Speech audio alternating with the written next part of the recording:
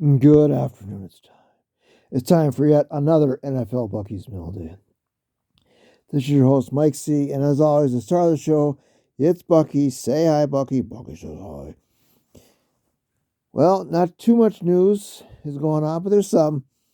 In front of Bucky, we have my Chicago Blackhawk pillow, which I'm pretty sure we've seen before. And the reason I did a Blackhawk theme is because the Blackhawks got some great news last week. They received the number one ping pong ball, I guess, in the NHL draft coming up, which is June 18th, I believe. Or is it 28th? I got 28th on here. And in all likelihood, if they don't screw it up, they're going to pick a young man center named Connor Bedard, or Bedard, I think that's how you pronounce it. It's Bedard. He is a junior.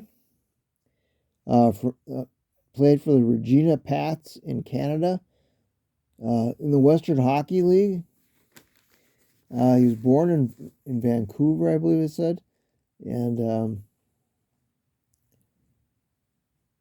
he's 5'10", 185. He's a center. A little smaller than I was hoping, but I watched videotape on YouTube from him, and this man is special. He's young. He's only 17. He's a young man. I think he could be the next Patrick Kane. They call him generational talent, which is a great phrase to use. His number is 98, so I'm assuming he's going to have that in the NHL. And I don't know. I can't read my own writing here. But some of the highlights that I saw, he's a good, really hard shot. He's quick, almost like a sniper. It reminds me of Kane. But a very good skater, just a phenomenal talent. Whenever you say, what's the word I'm looking for? Generational talent. That perks my ears up. They're comparing to Connor McDavid. We'll see about that. But they lucked out because they're the third ranked team, and they had 11% chance of getting the number one pick. And some good news for once for the Hawks.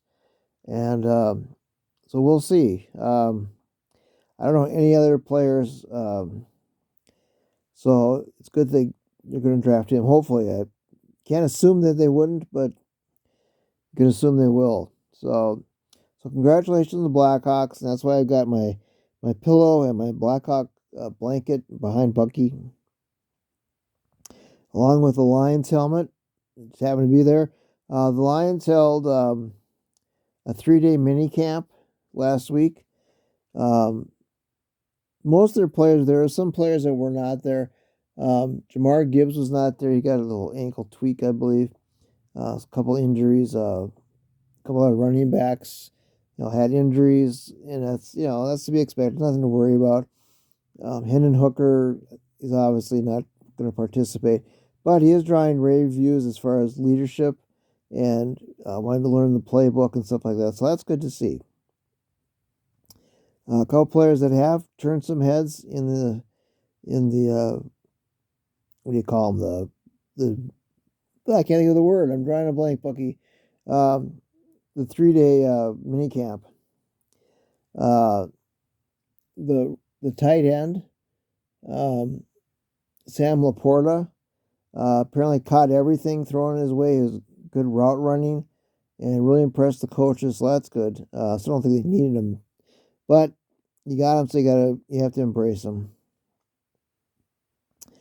Jack Campbell also impressed people. I saw something on Facebook. The next Jack Lambert, something like that. Well, we'll see about that. That's a little high praise, but so that's good news. They've signed a couple of players. They got a few more. They're undrafted free agents. The running back from Minnesota is really impressed, and I guess he took the majority of plays that he was involved with. So that's good.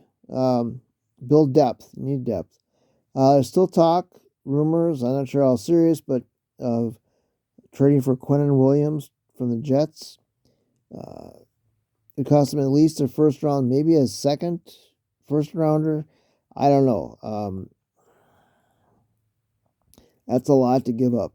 The first round, I'm not that concerned about because if they finish, lower in the draft next year, it won't be that big of a blow because the pick will be that low, and you're not going to get a talent like Williams, obviously, at that number. So we'll see what happens there. I would not be opposed to giving up a first round pick. 2 is a little rich for my blood. Maybe a second the following year, something like that. It's not going to come cheap, that's for sure. But we'll see what happens. It would be a great move, especially if it pays off.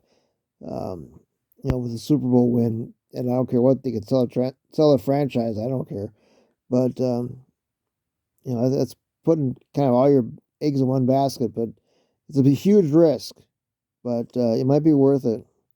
Another news, not Lions related, but the Vikings, are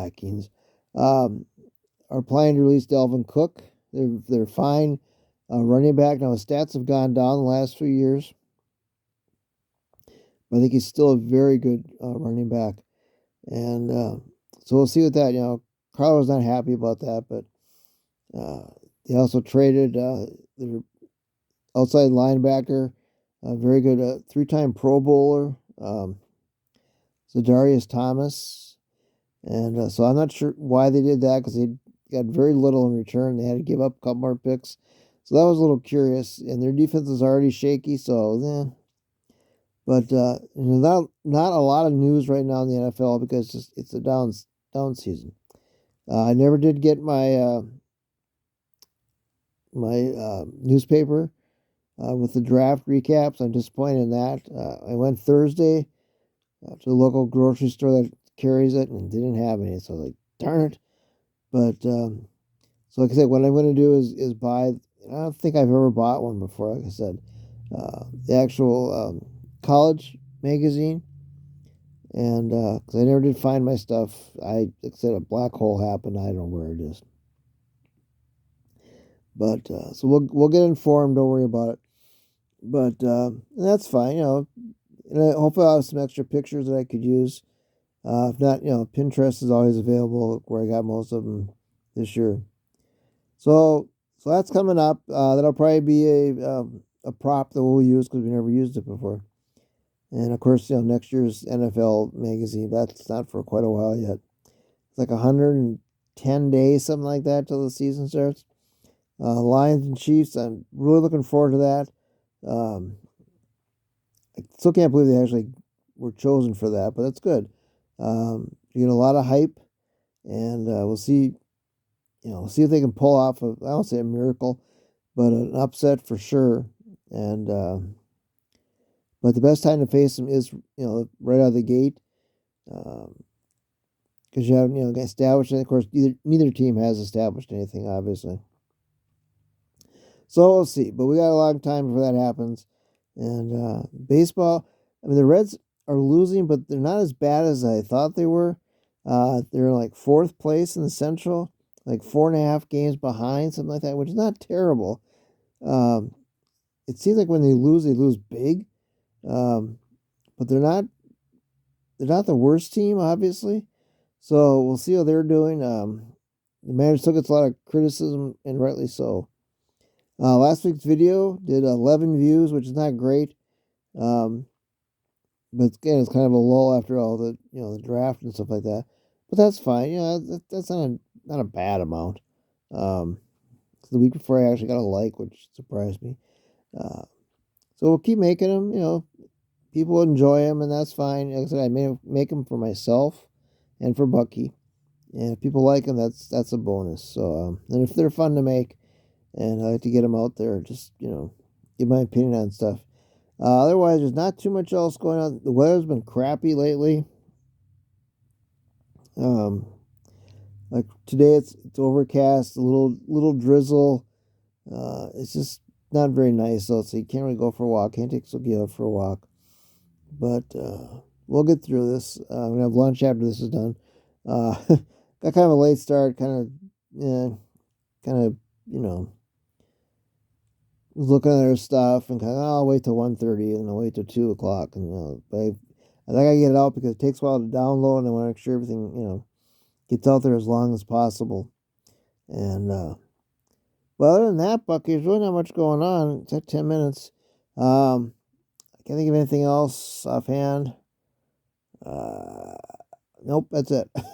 So for Mike C and of course Star Show, it's Bucky. Say bye, Bucky. Bucky says bye. And be safe, be kind, tell someone you love them, and we'll catch you next week. All right, bye now.